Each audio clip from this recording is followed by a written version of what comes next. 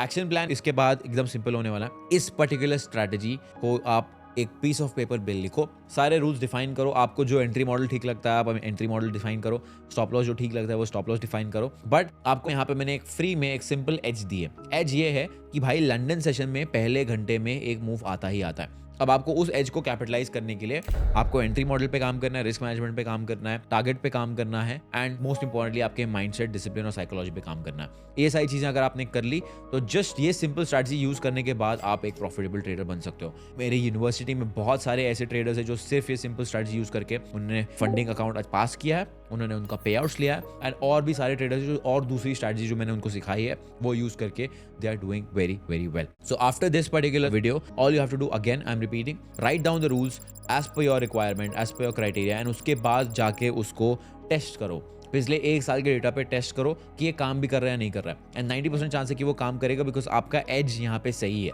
अब जो भी आपको रिजल्ट्स मिलते हैं उसको फिर से एक बार बैक टेस्ट करो, उसको ऑब्जर्व करो एंड ये चेक करो कि आप उसमें और क्या बेटर कर सकते हो। इफ यू सी कि मंडे को अच्छे ट्रेड्स नहीं मिल रहे देन मंडे को निकाल दो and then see your win rate.